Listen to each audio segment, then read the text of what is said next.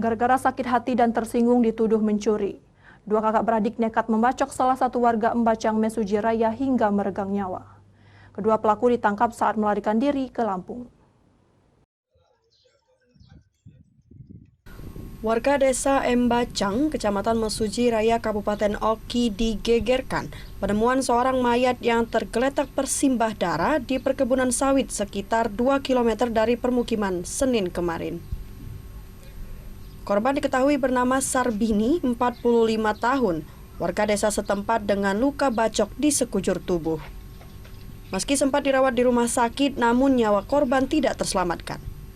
Polisi langsung memburu pelaku yang sudah diketahui identitasnya. Keduanya, A dan F, merupakan dua bersaudara yang satu kampung dengan korban, berhasil ditangkap Satreskrim Polres Oki. Kedua tersangka ditangkap saat akan masuk pintu gerbang tol Mesuji Lampung. Di hadapan petugas, tersangka mengaku sakit hati dan tersinggung kepada korban karena telah dituduh korban mencuri kelapa sawit di kebun plasma. Kronologis kejadiannya, pada saat di TKP tersebut, korban bertemu dengan kedua tersangka di tengah perjalanan. Ya, motifnya kenapa melakukan pembunuhan karena sakit hati. Sebelumnya dituduh mencuri oleh korban.